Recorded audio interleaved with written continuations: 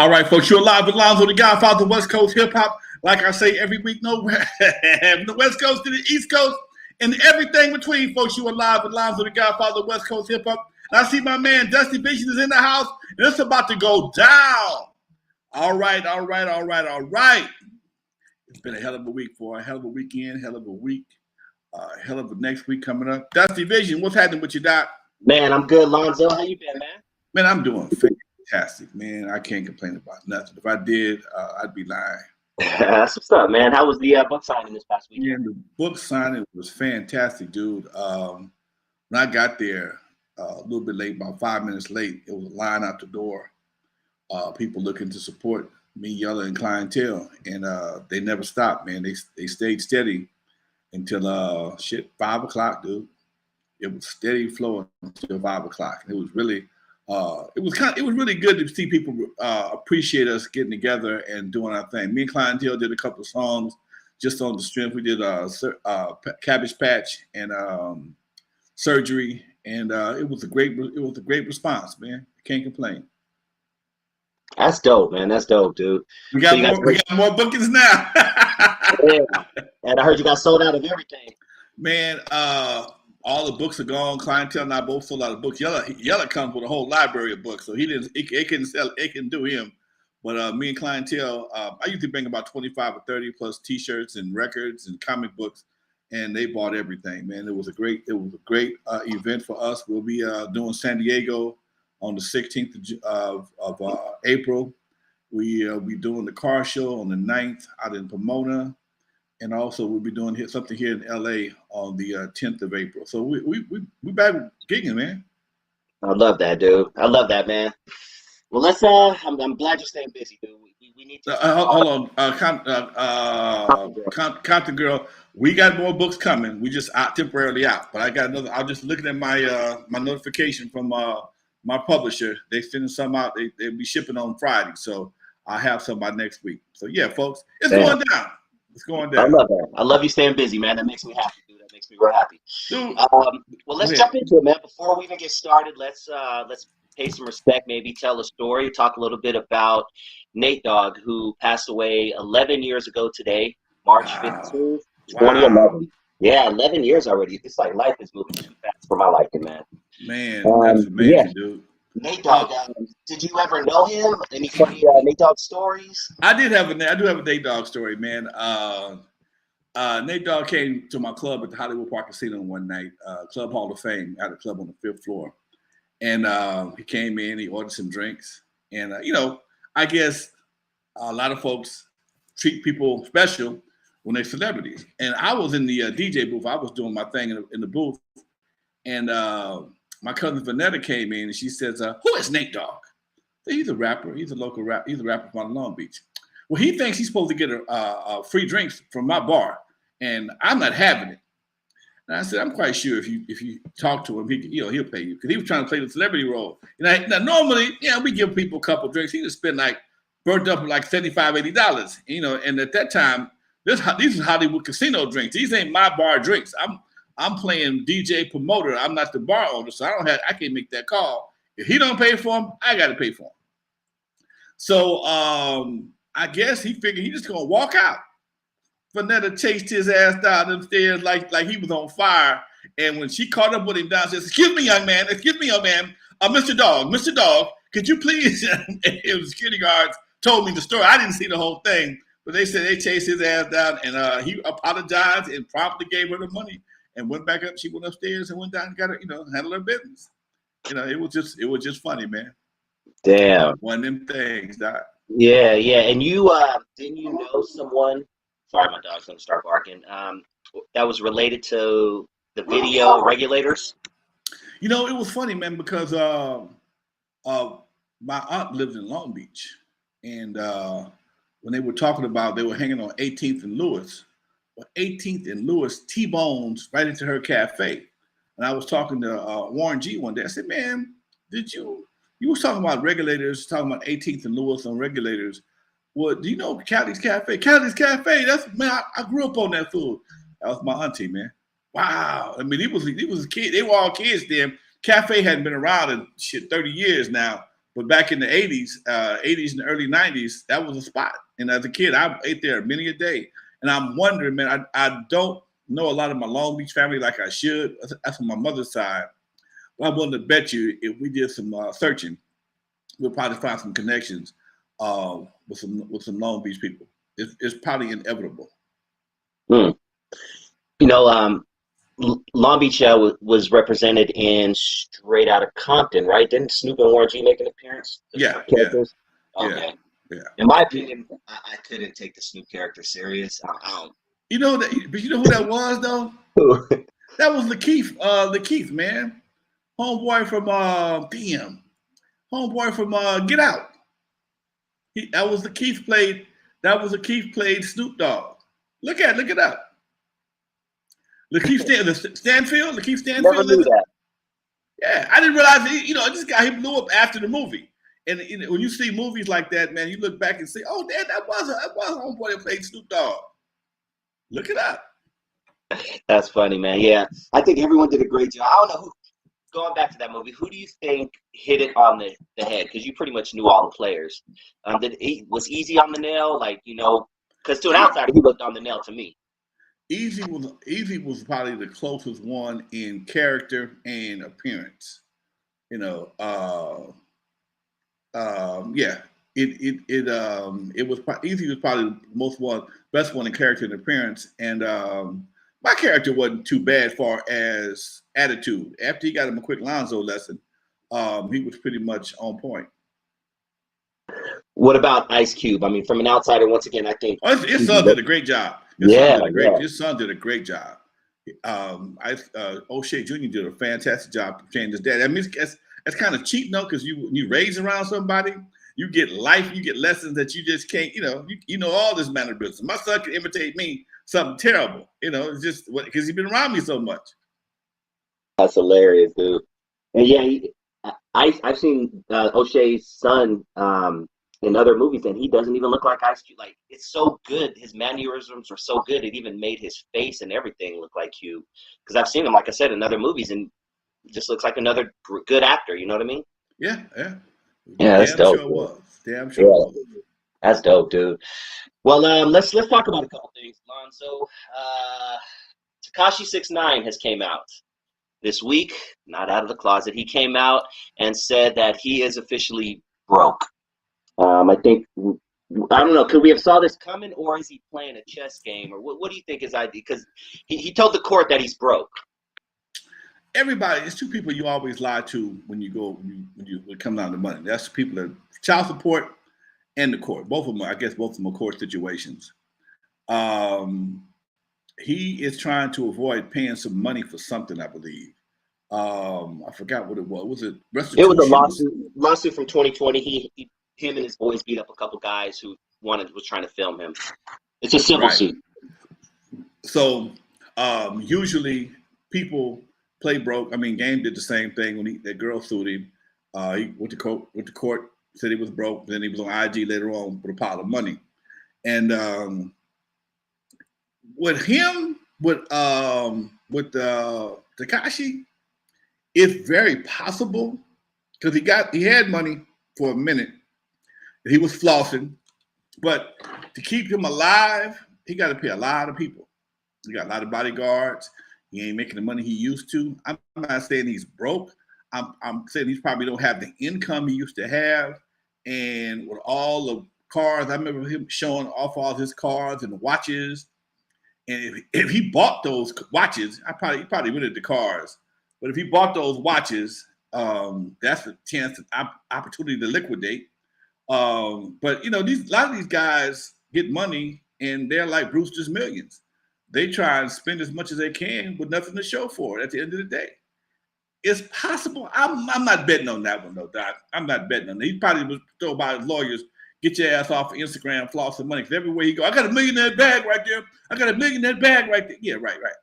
Okay, but he can blow. He has a serious financial ignorance about him. It's possible.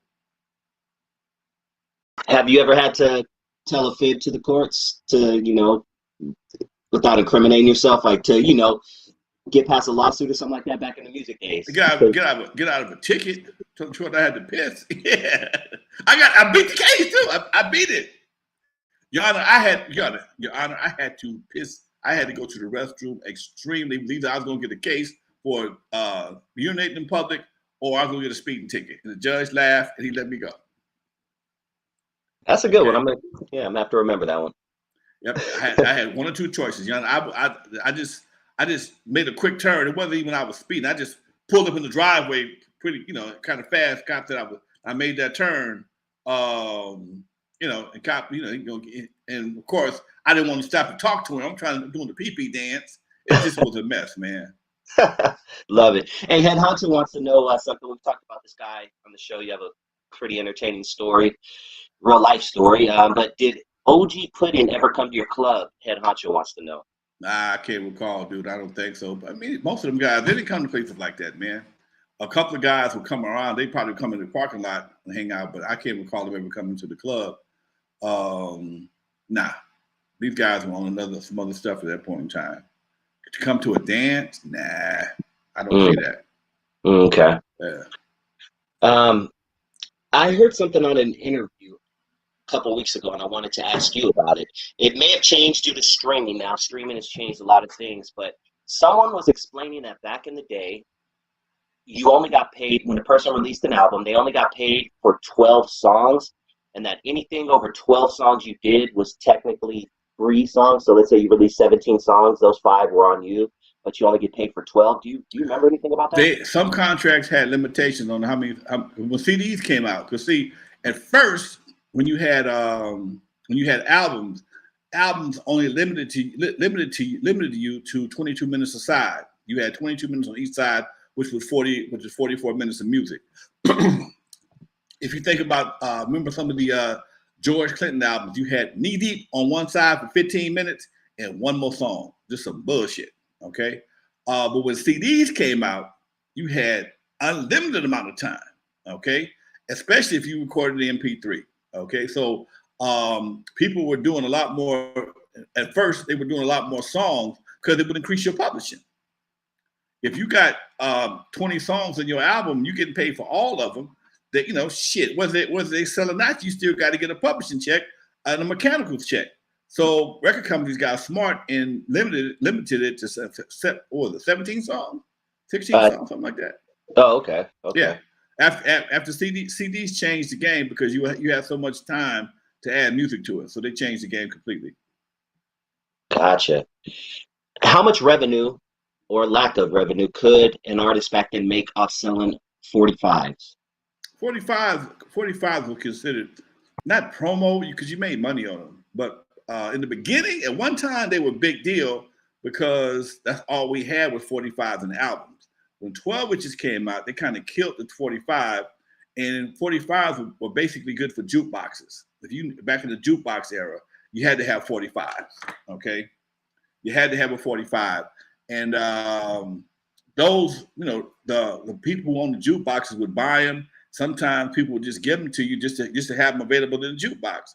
And you made jukebox money too. Jukebox, you got paid for that too. It was a way to get paid for the licensing situation through BMI and ASCAP. But yeah, it was, as far as actual sales, it was more of a loss leader, they called it. Gotcha. You know what? That leads me to another song I've always wondered about, kind of as a music nerd. But how did an artist get paid from jukeboxes back in the day? Like, how did you, Lonzo, how would you know that someone's playing your song in let's say a restaurant in Knoxville, Tennessee on their jukebox? You don't know. You don't know if it's playing on a radio station in Knoxville. They have to log it, okay? You don't know what's being played anywhere unless somebody logs it. Now digitally, it can be tracked. It can be tracked because they have these RSS codes on the records. That's why Facebook and YouTube can tell you who copyright situations. Okay, but when it came, SoundScan was primarily for sales. That's where when you scan the record, it went into a master computer, and anywhere that barcode hit, it would tabulate all the records being sold at that time. That's why sometimes people would give you a bunch of records just to scan them and make it look like you went platinum or gold in the first week. But actual airplay for a jukebox, when you own jukeboxes, you had to buy a license. It's like at a nightclub. They don't know how many songs I'm playing per night. But as a nightclub owner, BMI and ASCAP wanted me to buy a license that would contribute to the fund for playing the music. That's how all the big venues got to pay a fee. Okay, any nightclubs have to pay a fee. It's a license you buy it based on your capacity, how many days you open, blah blah blah. Whether you're a DJ or whether you're a DJ club or a live entertainment club, they will determine how much your license is based on the capacity of the club, how many days a week you open. That makes sense. Okay, thanks for dropping that, man. Let's move on to something that was very interesting. I read about just less than 24 hours ago. But Young Dolph, who we talked about a few times on the show, popular rapper from Memphis, Tennessee, who was killed just a few months ago in his hometown at a cookie shop, a small little cookie shop. His autopsy showed that he was shot 22 times. 22 times, and keep in mind, in a small family-owned cookie shop. I mean, bullets everywhere. It's like, what are your thoughts on how it's not even safe to go anywhere anymore, man? I think that a lot of the artists are always trying to prove themselves to other people that they're not punks, they're not busters, they're not scared, and they do a lot of things to attract attention and cause a lot of envy and jealousy amongst cats who have less than they do. And it's like, you are really successful. And here's the part that has a double-edged sword when it comes to this game. People get mad at you when you get successful and move out of the community. But if you hang in the hood, somebody gonna get you. Okay? Now, if you hang in the hood and you don't floss with the high-powered cars and the chains and blah blah blah blah blah, you have a better chance of surviving. But it in some cases it makes you look like a buster because he won't even wear his chains in the hood. And people talk you into doing dumb shit. They get you shot and killed or robbed. Okay, and the conversations that people have about you, people trying to prove themselves to be something that they're not, which is bulletproof. You're not bulletproof. Okay, and unless you're gonna travel like Tekashi 69 with a whole offensive line around you most of the time, most cats ain't gonna do that. Only time you saw him flexing. If that camera scanned behind him, it was a whole defensive line behind him, ready to whoop anybody's ass that got close to his ass. But he was in front of the camera talking shit. Okay, that costs a lot of money, man. That ain't no $50 a day buster security guard. Them guys are a lot of money. So, we this new generation of rappers, it's like they always defying death, and they defy common sense in a lot of ways also, because some of the things that they do to get attention or try to stay relevant, it just don't make no sense to nobody but them, man. It don't make no sense to nobody but them. Yeah, man. It's just sad, dude. A cookie shop, just of all things.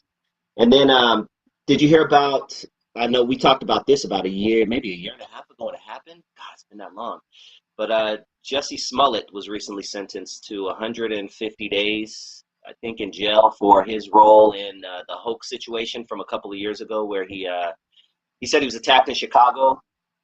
Do you remember that? He was attacked at 2:00 in the morning. He was going to get a Subway sandwich in the snow. When I heard that story, I was just like red flags all around. My two mega supporters. Mega supporters. You out getting a Subway sandwich at 2:00 in the morning in the snow, and you got jacked by two Trump supporters. Man, come on, man. Come on, Doc. Come on. And then they turned out to be Nigerian dudes. Nigerian weightlifters, brothers that right there, those of you to the left right there, two black Nigerian brothers that used to train you are robbed you at 2:00 in the morning at Subway where you was buying a tuna sandwich. Okay. You know what? People don't think shit through, man. People don't think. How did that even sound? I mean, I've been involved in quite a few things. If I tell you the story, you're like, Negro, please. That didn't happen, but it did happen. But it's gonna have some kind of validity. It's gonna make some kind of sense. Why I was out at 2 o'clock in the morning buying a Subway tuna sandwich in the snow. Okay, that didn't make no sense. That's crazy, dude. And then they And had put them a on yeah, camera. put a They had them on yeah, camera buying the nooses and shit, like from a hardware store down the street or something. right now. The thing about it is, this is the second time he went to trial, right? They cut a deal with him before, and then the district attorney went back in and refiled this thing, right? Yep. So now the district attorney refiles. I guess they embarrassed. I mean, it was stupid. 150 days in jail. I think he's in protective custody or suicide watch. And the judge read him the riot act for 30 minutes, talked shit to him, how bad a person he was, how he wasn't shit. And he cussed the judge out a little bit. Bottom line is, again, here we are in the era of social media where common sense no longer has a place. Just do something, get some. Yeah, I remember when he first came out with the stuff. Everybody was, oh, that's some haterade stuff. Woo, woo, woo, woo, woo, woo. Then to find out that he had lied, it's like, oh, here we go. And for him to be, he was. I think Empire was still on the air when Empire was still Oh on the yeah. air. Yeah. Oh yeah. He got kicked Empire was off. still, he got kicked off the show behind that stuff. So Yep. the man has done nothing but ruin his career. And I know his sister. You know what his sister is, right? His sister's a fine ass actress. Somebody in the chat room help me out. She is. Oh, I'll look her up. Keep going. She played in Great Debaters with Denzel Washington. Okay, great actress, good looking girl. Oh, damn, that's his sister. That's his sister. Yes, that's his Journey. sister. Her name is Journey Smollett. Yes, sir. Okay. Now I know she's like, damn, Jesse, why you gonna mess up everybody? Okay, that's his sister. She ain't no joke. Damn. Okay. Yeah, she was in Rock Skate Roll Bounce. Much love, Smokey. Huh? Let me check her Instagram real quick. Keep talking. Yeah, my man Smokey said she was in Rock Skate Roll Bounce too. Much love. Oh, Smokey. okay. Yes, sir. She ain't no joke. She was in. I seen her in Great Debaters first. I liked her in Great Debaters. And she's been in a few things. She played in this other movie, the one that's on, I think it was Showtime, with the monsters that was eating people or whatever. Y'all know what I'm talking about. The zombie joint? Huh? Not the zombie joint? American. Yeah, never mind. Zombie something. It was a movie on one either Showtime or something.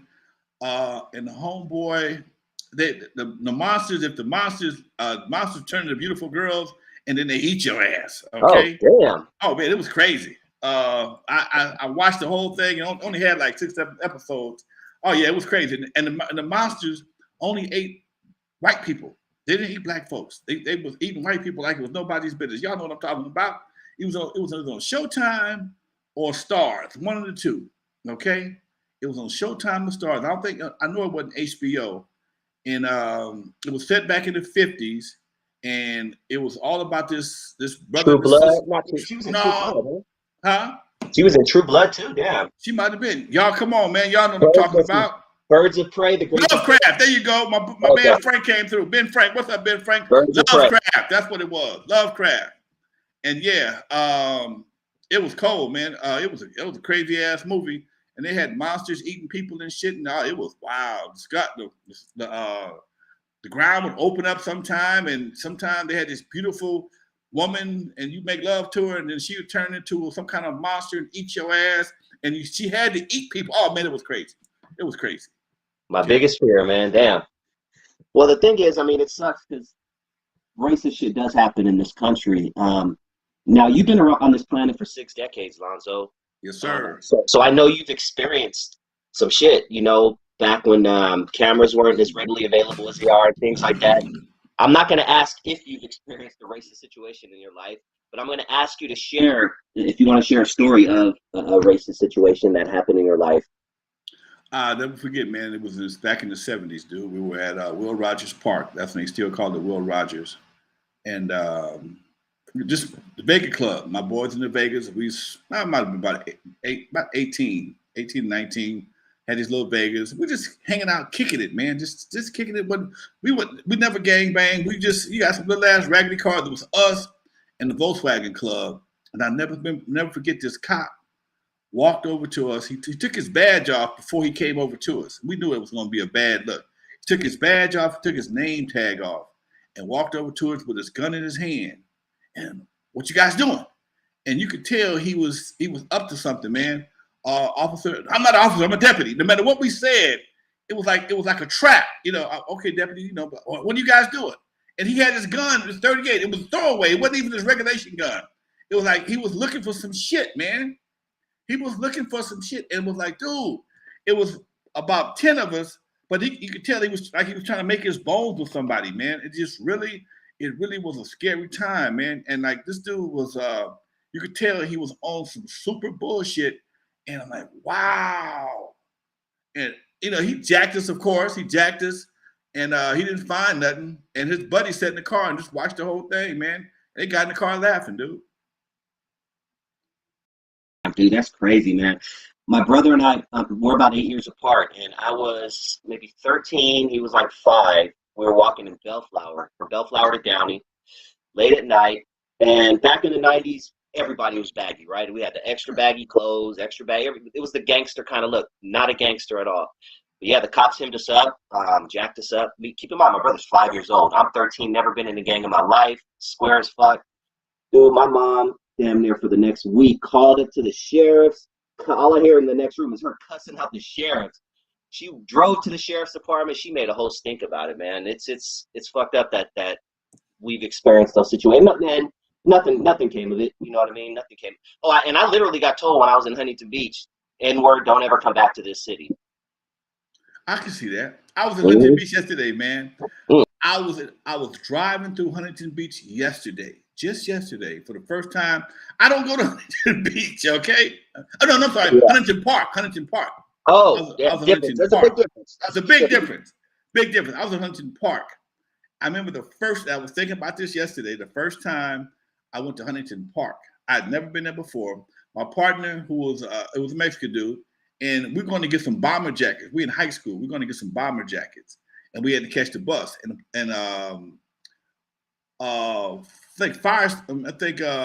Manchester turned into Firestone after a while. Firestone right? Sheriff area, yeah. No. The street turned into Firestone. Oh, okay. Firestone don't go all the way down to the hood. After a certain point in time, I think either Firestone turns into Florence or Florence into Manchester. Pacific is a main drag. Pacific is a main drag too on that. Okay, we going east and west, so I'm on Firestone, and I remember we had to go to this Army surplus store. Back in the day to get these jackets, and we caught the bus, man. And I never felt so out of place. It was nothing happened, but just the fact that it was no black people. It was 3 of us. Me and my partner, we were black, and my other guy was Mexican. And it just felt so funny. People like, what the hell? People looked at us like, y'all must be lost, okay? And I remember that yesterday as I was coming down through Huntington Park. Okay, right there off of State Street. And this is the 70s. You're talking those 70s, yeah. This is white folks in Huntington Park. Yeah. Wow. Yeah. Now it's 99.9% Latino. Right. As you know, it was a lot of dude. I can't recall anybody I ever met lived in Huntington Park that wasn't Latino. I'm sorry. I don't know anybody that's ever lived in Huntington Park that was not Latino. I don't know. And I think about this, man. I think about how many cities around LA or around Compton and Carson, if you look around most of the cities east of the 710, most of them are pretty much Latino cities. Okay, predominantly. There's some white folks, there's a few blacks, but predominantly. But and the cold part about I'm not gonna say the cold part about it is there's some beautiful cities out there, man. I'm riding around yesterday. I came down to Alameda. I saw all the new shopping centers. Like, damn. And yet still, we got to go back to some places that we know very well. And what happened to the progress? The time just skipped us. Anyway, I'm gonna leave that alone. Yeah, man. You mentioned that there was a street that your dad would not go down because he would get pulled over by police almost every time. What street was that? Imperial Highway, baby. Oh, damn. Talk to me about that street and what happened, like why he should And avoid that. back in the day, Firestone Sheriff patrolled everything around my area, from my house all the way to, I think, even Linwood, all that. Firestone was a station. All the most of LA, if it wasn't LAPD, it was Firestone. And Firestone was known for putting the boot in the motherfucker's ass. Okay, they were known for putting boots on people's ass, especially black folks. And my dad's friend had bought a brand new Ford Galaxy 500 convertible. He worked at the Goodyear plant on Central in Florence, and he worked the graveyard shift. And they caught him, they pulled him over because he had a new car, pulled him out the car and beat him because he had a new car. Okay, beat him because he had a new car. And my dad saw that. My daddy just bought a Cadillac. It was a '64 Cadillac. It wasn't brand new. It was, it was relatively new at that time. And he just made a point every time he had to go down to Sears or anything, and because there was no 105 back then, there was no 405. Imperial Highway, it was a highway, literally. It was the highway to go across town on. We would take Imperial Highway in Artesia to Disneyland sometime. And anytime we had to go down on Imperial Highway, mom man made sure he had the kids in the car. He felt he can get a pass if he wasn't driving crazy and they saw kids in the car. And I can't recall him ever having a situation that that didn't work for. But yeah, my old man would not drive down Imperial Highway without kids in the car. Wow, dude. We've briefly mentioned this group before, but can you tell us anything about the Spook Hunters?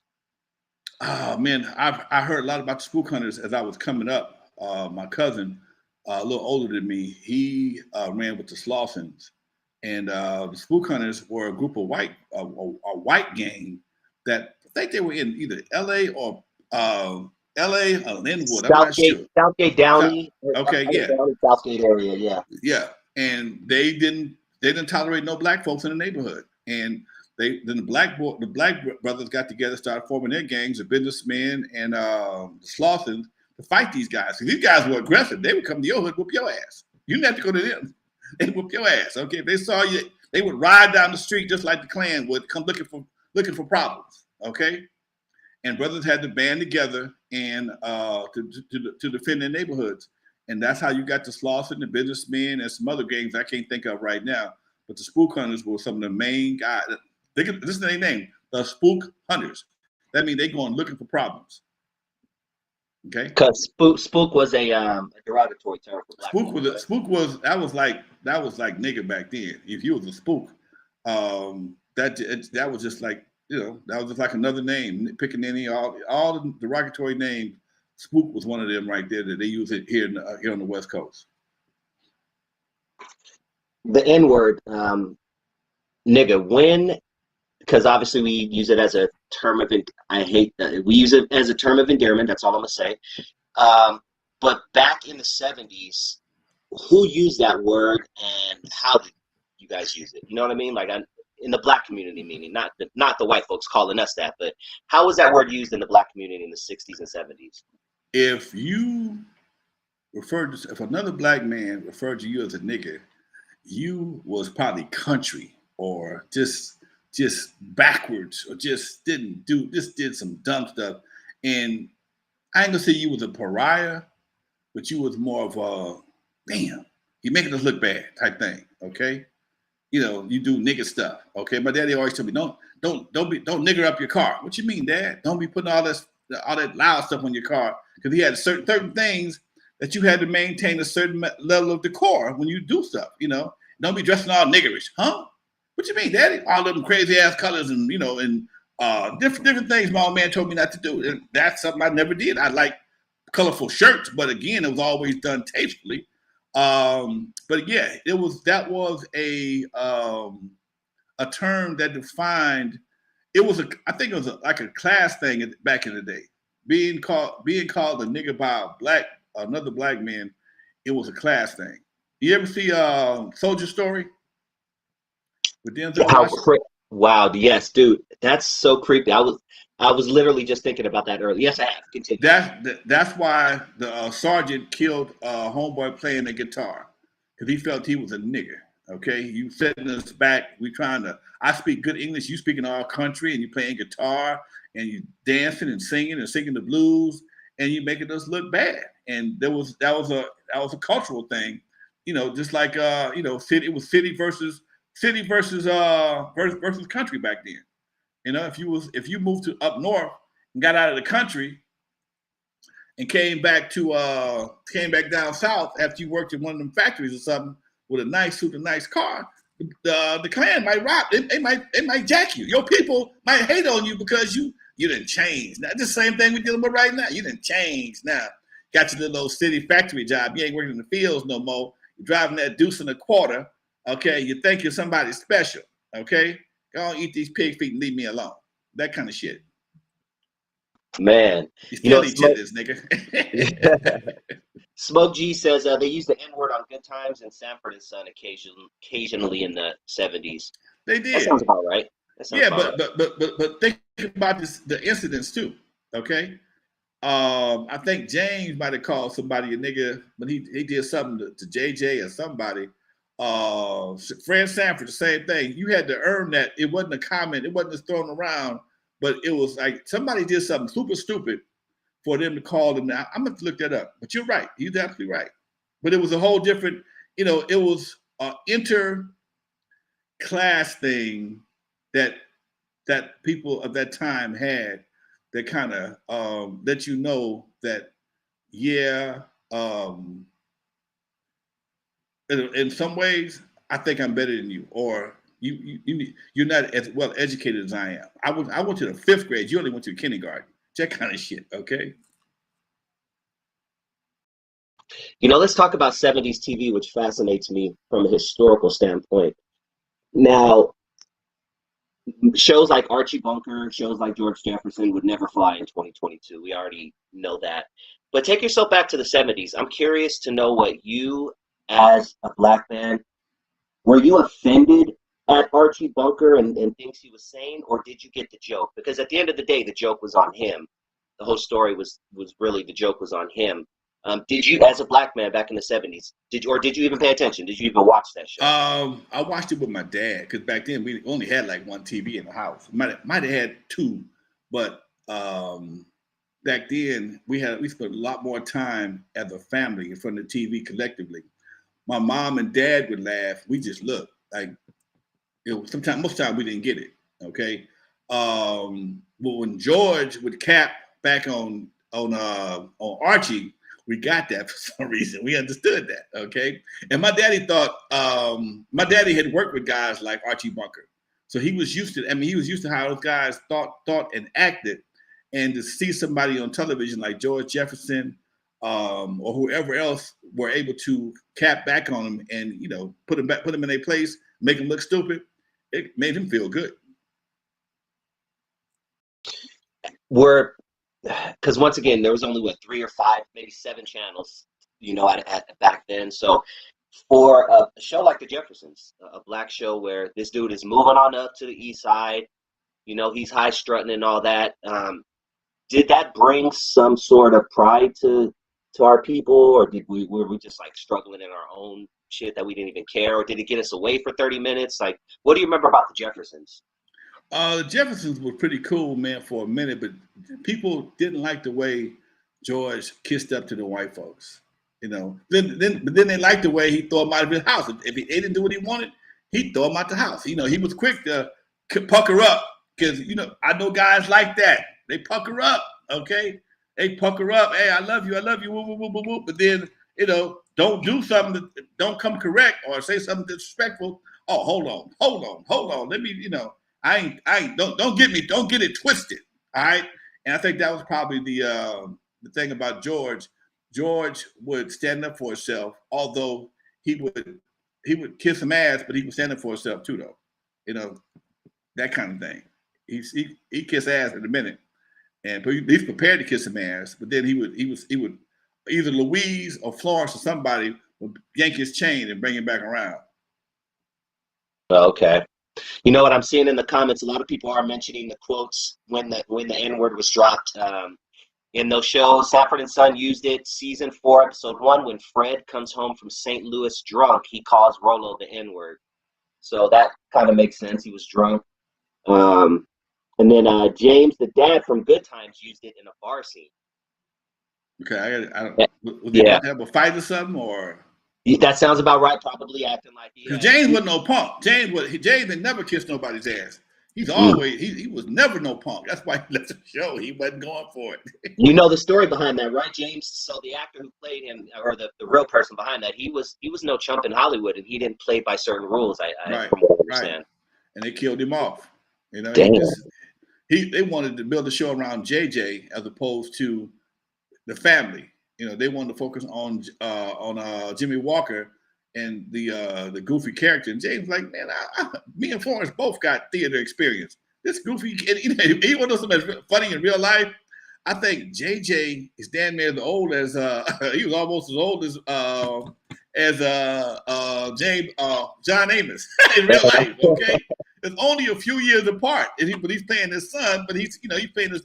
They want to focus more on the goofy kid, and they're like, nah, man, nah, I'm not gonna play second to this kind of character. And they found it. He got killed. Damn. And that kind of sounds like they wanted to, in some way, portray what America sees black folks as. This J.J. Walker, Dynamite type of guy, right. Huh? Right. That was we saw a lot of that back in the 70s, man. I guess they was trying to make Good Times more black exploitation than entertainment. You know, black exploitation was a big thing back in the day, Doc. That was a big thing. Yeah. I love black exploitation movies. How much would it cost to go watch one? Let's say like an LP or something like that. $1.50. You can watch a whole bunch of them for like $1. They would run them back to back in the dollar at the theater downtown. Which way, downtown LA? Downtown LA, man. Shit. Okay. And we did school sometime between that and porno. We did school, watch porno and black exploitation movies, which is sometimes almost the same thing. That's probably why we like the black exploitation movies, because you saw body parts in black exploitation movies. And I like body parts, female body parts especially. And I'll never forget when the NAACP came to crack down on black exploitation movies. I was mad at the NAACP. I was highly pissed because you taking away my body parts, okay? Upper female body parts, okay? I like upper female body parts. And I didn't realize, this is one of the last times I can recall a so-called black organization doing something that was controversial to black folks, that was technically in a way beneficial, but all they did was stop the white companies from making them, because black companies started making them, okay? And when black companies started making them, they didn't say nothing. They just didn't want the white guys to make them. And it's almost the same thing you see right now when it came to drugs, okay? You know, long as black folks are selling us drugs, somebody got to sell them, okay? But if somebody white was selling drugs in our community the way black folks sold drugs in our community, we'd all be wearing berets and leather jackets. How about we the Black Panthers or something? Okay, but because they found a way to get us to pretty much, I'm gonna say annihilate, but neutralize ourselves, it made a big difference. It made a big difference to us. As long as we're doing it to ourselves, it's okay, because one of us is making money, huh? But it still works. It's the same thing. If it ain't good for you, if somebody's selling you poison, whether it's black, white, green, purple, human, Martian, or gorilla, it's poison. But because a black man sells you poison, that makes the poison more palatable, and you're just a fool for taking it. You're the fool for taking it when anybody sold it. But that's what happened with crack. Think about that, man. Think about this for a second. I said this before, I'm gonna say it again. In the crack era, if white folks were selling crack to us the way we sold crack to ourselves, we'd all band together and stomped out crack a long time ago. But because the people that were selling the crack looked like us, not only did they sell crack to us, we went to them for jobs. And it was aspirational by most people to try and be in their position. You saw guys make so much money in the crack game till some people wanted to kill them, rob them, whatever the case may be. But as soon as they got busted, a new guy came in, took his spot. Every dope movie you ever seen, the right hand man tried to take over for the boss, or the boss is suspicious of the right hand man.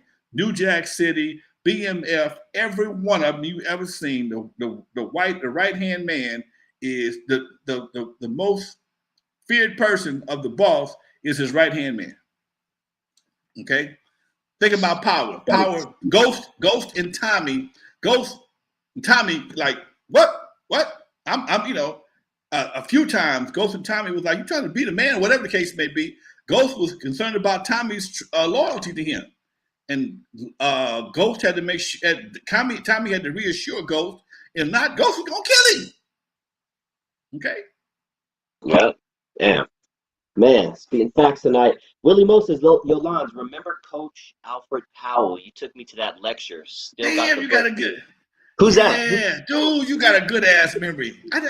We went to it was Coach Powell had he had a books a lecture and a book signing over at the WLCAC, and he had a book called Message in the Bottle. Okay, I still got that book too, called Message in the Bottle, and he talked about how slavery and how alcohol was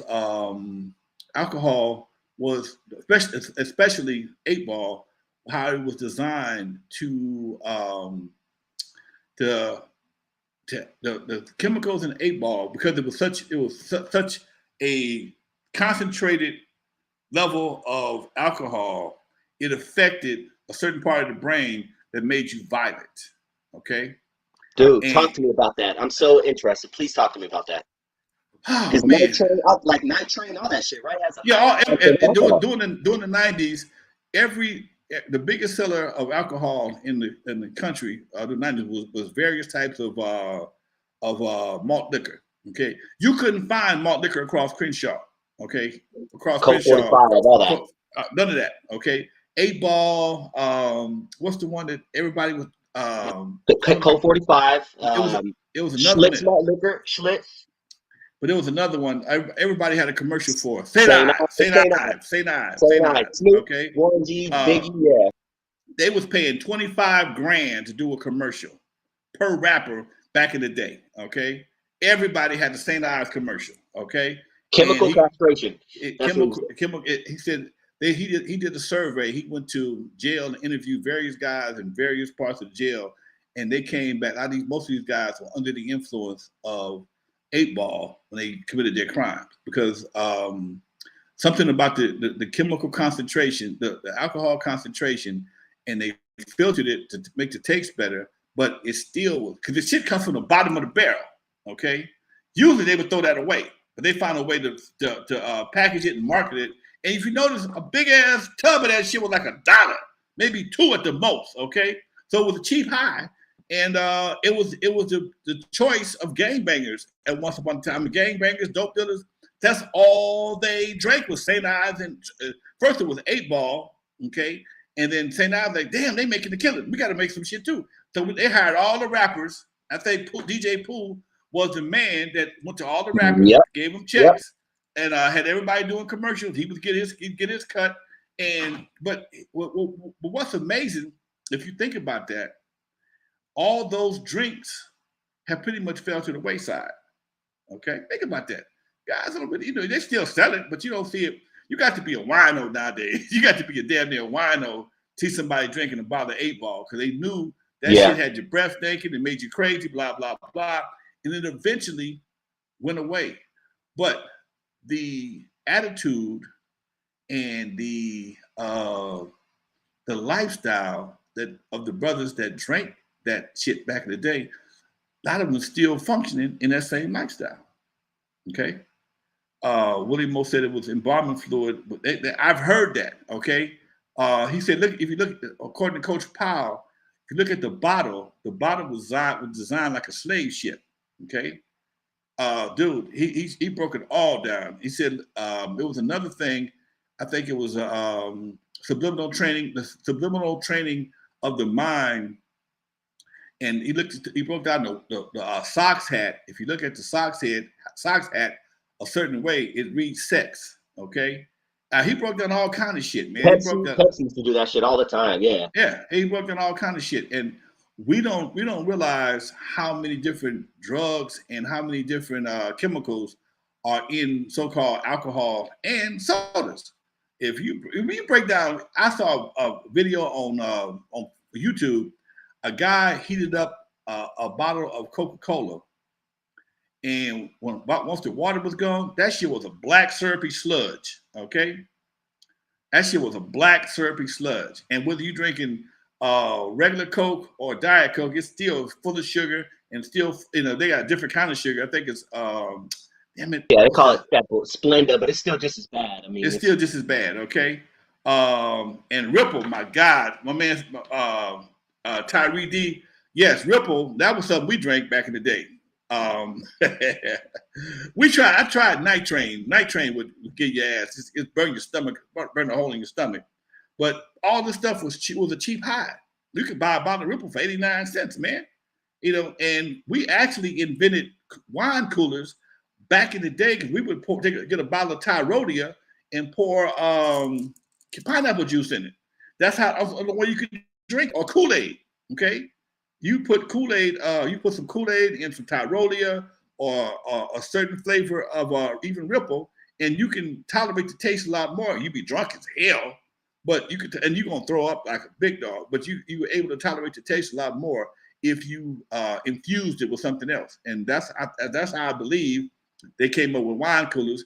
That's what me and my cousins did on Friday nights. We got little checks. We go buy a $5 bag of weed and buy a couple of bottles of Tyrolia, some pineapple juice, and some Chip Ahoy cookies. And that was our Friday afternoon. We smoked the weed, eat the cookies, and Thunderbird. Oh my God, Thunderbird. That's another one. Okay, Thunder Chicken. Thunder Chicken. Okay, Thunder Chicken. That's what we called it in the hood. Thunder Chicken. That was Thunderbird. Thunderbird, that was straight from winos. You got to be an experienced alcoholic to appreciate Thunderbird. Okay, it took some real kidneys to survive a bottle of injection of Thunderbird. That wasn't no joke, Doc. Okay, that shit burnt. It didn't even taste like grapes. It's like flavored battery acid. Okay, that shit was flavored battery acid. Okay, real talk. Oh man, I gotta look up Coach Powell, and I'm gonna go down that rabbit hole because I wonder if his theory on alcohol is the same as is like the menthol cigarettes thing that's really popular in our community. If I'm not mistaken, I think he may have touched on that. He more, I know he focused on the malt liquor thing more than anything, because that was another quiet epidemic in our community that people didn't realize. Before, even during the crack era, but before crack really jumped off, the malt liquor thing was, you bought it everywhere. I mean, here, right next to the club, there's been a gas station since I can remember. I'm trying to figure out why you tell people don't drink and drive, but you can drink and buy gas at the gas station. That never makes sense to me. I mean, I've seen too many dudes do it. I've seen guys kill a can of beer while they pumping their gas. Just throw the can away. Just take it to the head. Take a 12-ounce can to the head, or pop it, knock it down a little bit, and before they hit El Segundo, they didn't kill it. Throw it out the window. I've seen it happen hundreds of times. So to tell me that drinking and driving is not ethical, what's really not ethical is drinking and selling alcohol at a gas station. That don't make no sense. Thanks, man. Unethical is just how they're reaming us for these gas prices. It's crazy, dude. It's literally the gas price on the street. Literally, Dog, it's gone up to like almost $3 in a week and a half. I'm looking at it like, oh my God. Yeah, dude. I only go where I got to go, man. I only go where I got to go. Same here, dude. Somebody said gas prices got us like we're on parole. We go straight to work and straight back home. Baby, we might well have ankle braces on, okay? They talking about it's gonna be a what you call that? Another rash. Nothing that because ain't nobody going nowhere. You got gas. You might want to spend that damn $6 a gallon. That don't make no sense, man. You know, gas goes up a couple dollars per barrel, but it goes up a couple dollars a gallon. That don't even make no sense. It go up $5, $10 a barrel, but it goes up hundreds of dollars. I mean, $3 or $4 per gallon. Man, that's some bullshit. Man, you know what? Let's answer Marlon Cozy's question before we head out. He says, Unc Dusty, what is your favorite blaxploitation movie? I'll tell you what, I guess mine is before you jump into it. But mine is actually a movie, and I got to look up the title, but it's a movie that they made about blaxploitation. And it's probably about 20, 25 years old. And it's a really, really good movie. But go ahead, Lonzo. What's your favorite blaxploitation movie? Man, anything with Pam Grier in it, because me and them titties was tight. I love me some Pam Grier. Because she let them things pop out and they was notorious. Yeah, I'm an upper body man. And Pam Grier she's always been fine. And I just liked she tried to play some heroes. She played a couple of holes, but for the most part, anything with Pam Grier, and she's another Gemini, so I like her like that. Who are Dolemite was huge, right? Like, did he sell record? What was Dolemite? I'm still trying to figure out. Was he a comedian? Like, Dolemite. My daddy would have called Dolemite a nigga movie, okay? Because Dolemite was part superhero, part pimp, part comedian, part karate expert. I mean, he took all the elements of that time and put them into his movies. I mean, you watch his movies, man, he wouldn't even be kicking at the person. He did it was bad acting, worse stunts, but it was so corny, it was funny. Okay. It was so corny, it was funny. And it was like he believed he was doing something big, and we paid him for that. He was a club promoter. He was a club host, part comedian, and he was a rapper. He made his songs. He was dirty.